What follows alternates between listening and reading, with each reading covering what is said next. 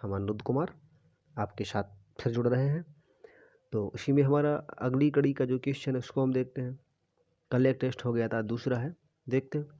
सुरक्षा के लिए मराठों के राजस्व के दावों को किस नाम से जाता था। ये जो सुरक्षा के लिए जो मराठों का जो दावा था, ये कर लेते थे ये लोग मुगलई क्षेत्र में। जो क्षेत्र मुगलई के नाम से जाना जाता था उसको, उसमें से ये कर लेते थे। उस क्षेत्र में कर की वसूली करते थे ये लोग। तो उस कर को किस नाम से जाना जाता था, ये बात है। तो इसमें ऑप्शन सरदेशमुखी, ऑप्शन बी चौथ, ऑप्शन सी अबबाब, ऑप्शन डी जमादानी। तो इसका सही ऑप्शन बी होगा, चौथ। चौथ क्या है देख लेते हैं। चौथ उन प्रांतों से लिया जाता था जिसमें मुगलई कहा जाता था। इस कर के बदले में पड़ोसी राज्यों को मराठों के आक्रमण तथा लूटपाट से बचने का आश्वासन हो जाता था।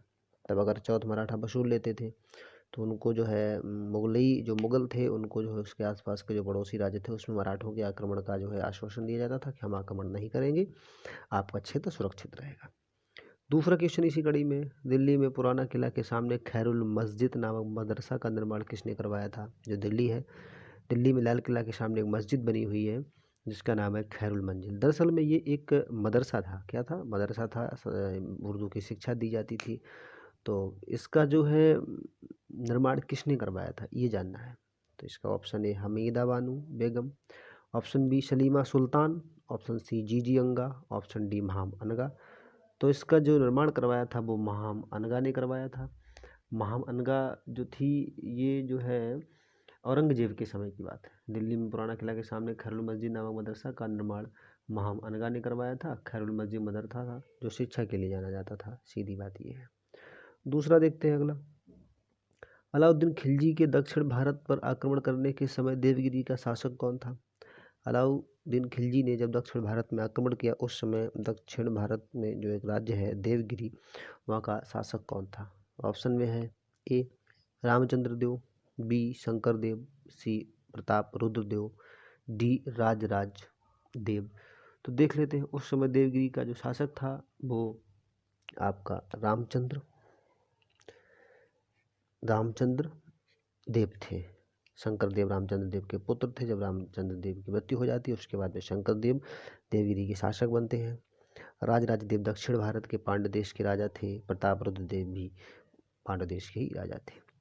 अगला देख लेते हैं। निम्न नेताओं में से किसने क्रांतिकारी संगठन अभिनव भारत का गठन किया या स्थापना की। तो इसमें ऑप्शन है भगत सिंह, विनायक दामोदर सावरकर, सी बारिंद्र कुमार घोष, डी पुलिन बिहारी। भगत सिंह को आप लोग जानते ही हैं, प्रथम क्रांतिकारी थे, कम उम्र में देश के लिए शहीद हो गए। इसके बाद में Vinayak Damodar Savarkar, option B, option C Barindra Kumar Ghosh, option D Pulin Bihari. तो इसका सही आंसर ऑप्शन बी। ये जो है इन्होंने अभिनव भारत समाज की स्थापना की देश में और एक क्रांतिकारी संगठन का निर्माण किया। उनके भाई गणेश दामोदर सावरकर ने मित्र मेला नामक संगठन शुरू किया जिसे 1904 में नासिक में वीडी सावरकर ने नाम परिवर्तित करके अभिनव भारत समाज कर दिया। दरअसल में जो अभिनव भारत था ये पहले मित्र मेला के नाम से जाना जाता था। जो विनायक दामोदर सावरकर के भाई थे गणेश दामोदर सावरकर, उन्होंने मित्र मेला के नाम से गठित किया था और उन्हीं के भाई छोटे जो विनायक दामोदर थे उन्होंने नासिक 1904 में इसका नाम बदलकर अभिनव भारत कर दिया। अगला देखते हैं इसी कड़ी में क्या है। इसमें से किस गवर्नर ने कांग्रेस को अत्यधिक अल्पसंख्यक लोगों का प्रतिनिधित्व करने वाली संस्था कहकर मजाक उड़ाया। मतलब अल्पसंख्यक लोगों का प्रतिनिधित्व करने वाली कांग्रेस का जो है कह कर के मजाक उड़ाया। तो ये जो था लॉर्ड डफरिन था। ऑप्शन में कर्जन है, डफरिन है, मिंटो है, लैंसडाउन है। तो इसमें से जो सही ऑप्शन होगा वो बी, लॉर्ड डफरिन। देख लेते हैं। भारतीय राष्ट्रीय कांग्रेस की स्थापना 1885 के समय भारत का वायसराय लॉर्ड डफरिन, इसका कार्यकाल 1884 से 1888 था। इसने कांग्रेस को यह कहकर मजाक उड़ाया कि सूक्ष्मदर्शी अल्पसंख्यकों का समूह करने वाली एक छोटी संस्था है। ये चीज़ है। अगला क्वेश्चन देख लेते हैं। काल क्रमानुसार इनको हमें सेट करना है। हंटर आयोग, सैडलर आयोग, वुड घोषणा पत्र, सार्जेंट आयोग। तो ये इनका सिस्टम से हमें लगाना है, ये कब योजना कब आई। तो ABCDC, option A, option B CBAD, option C ABCD, option E DCAVD। तो इसका जो सही होगा आंसर वो होगा CAVD, CAVD, यानी कि ऑप्शन डी। देख लेते हैं। वुड्स घोषणा पत्र बोर्ड ऑफ कंट्रोल के प्रधान चार्ल्स वुड द्वारा 1854 ईस्वी में जारी किया गया।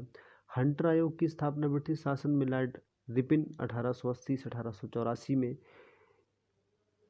1882 में इसकी स्थापना की गई थी। सैडलर आयोग का गठन 1917 में कलकत्ता विश्वविद्यालय की समस्याओं के अध्ययन के लिए डॉक्टर MI सैडलर के नेतृत्व में किया गया। सार्जेंट योजना 1944 में केंद्रीय शिक्षा सलाहकार मंडल ने प्रस्तुत की। इस समय ब्रिटिश अधिकारी सार्जेंट ब्रिटिश भारत सरकार में शिक्षा सलाहकार के पद पर नियुक्त थे, जिनके नाम से यह राष्ट्रीय शिक्षा योजना प्रस्तुत की गई थी।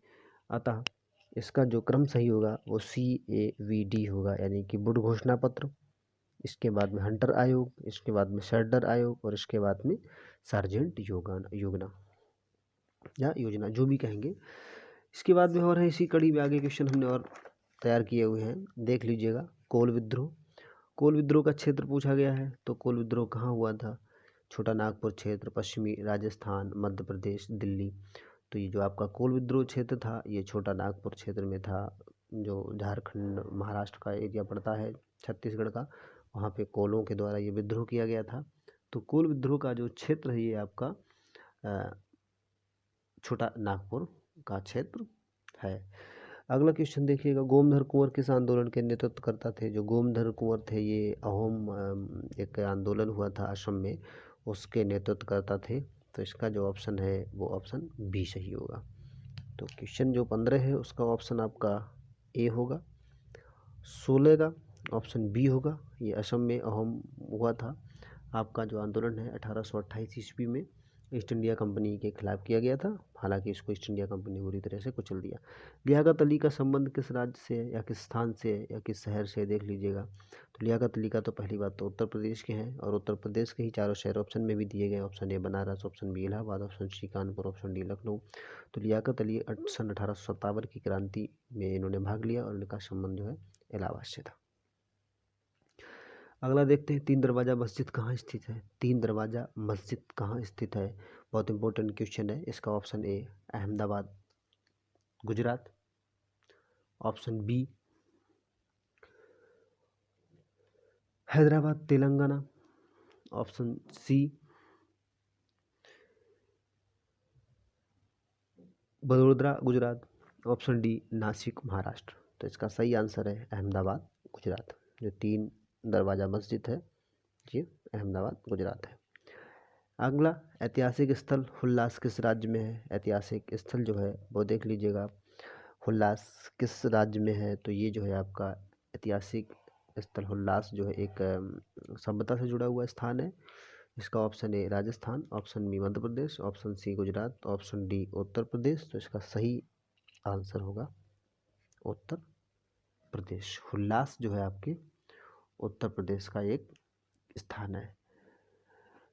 अगली कड़ी में, स्वर्ण पहाड़ी किस राज्य में स्थित है? अभी सुर्खियों में रही स्वर्ण पहाड़ी, बहुत ज़्यादा स्वर्ण निकला, कहा गया कि वहाँ से कई एक 1000 टन सोना निकलेगा, 3000 टन सोना निकलेगा और बहुत ज़्यादा हो जाएगा। तो ये जो है आपका स्वर्ण पहाड़ी उत्तर प्रदेश के सहारनपुर जिले में है। सहारनपुर को इसीलिए स्वर्ण पहाड़ी की वजह से उसको स्वर्णपुर पहले कहा जाता था, और स्वर्णपुर के बाद में अब उसको जो है सहारनपुर नाम दिया गया है। उत्तर प्रदेश स्पेशल के भी हैं, देख लेते हैं इनको भी एक साथ में। ये स्पेशल का है, 5 क्वेश्चन डेली कर लेंगे। उत्तर प्रदेश का सर्वाधिक विधानसभा वाला जिला कौन सा इनमें से? ये लेखपाल के लिए जो ग्रामीण प्रवेश के क्वेश्चन आते हैं उसको लेकर के बहुत इंपॉर्टेंट है, तो ध्यान में रखिएगा। उत्तर प्रदेश का सर्वाधिक विधानसभा वाला जिला, option A Allahabad, option B Mahoba, option C Kannauj, option D Lakhimpur Kheri. तो इसका सही आंसर होगा इलाहाबाद प्रयागराज। इलाहाबाद प्रयागराज में 12 विधानसभा सीटें हैं दोस्तों। कितनी है? 12। उत्तर प्रदेश में विधान परिषद का गठन कब किया गया था? उत्तर प्रदेश में विधान परिषद का गठन कब किया गया था? विधान परिषद की संख्या कितनी है? तो 100 सीटें हैं, और इसका गठन किया गया था 1937 में, तो ऑप्शन ए 1937 इसका सही है, बाकी को छोड़ दीजिएगा। 1836 तक राज्य की राजधानी कहाँ थी? ये बहुत इंपॉर्टेंट क्वेश्चन है, कई बार पूछा जाता है। 1836 तक राज्य की राजधानी कहाँ थी? Option A Agra, B Kanpur, C Allahabad, D Meerut.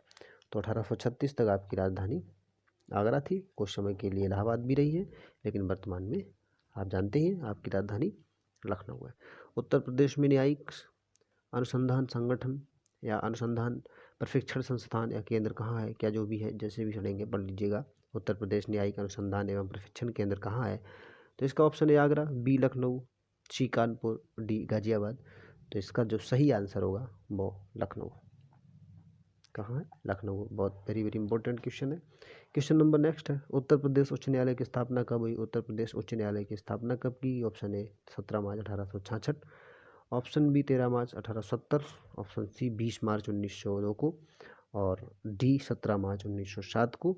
तो उत्तर प्रदेश उच्च न्यायालय की स्थापना 17 मार्च 1866 को की गई थी। चलिए, बहुत बहुत धन्यवाद, आज के लिए इतना बहुत है। और अगर आप हमारे चैनल को सब्सक्राइब नहीं किए तो सब्सक्राइब कर लीजिएगा, क्योंकि हम लोग डेली इसी प्रकार से क्वेश्चन करते रहेंगे। लेखपाल, एसएससी और समीक्षा अधिकारी जैसी जो परीक्षाएं हैं उनके लिए बहुत महत्वपूर्ण है। ठीक है, थैंक यू।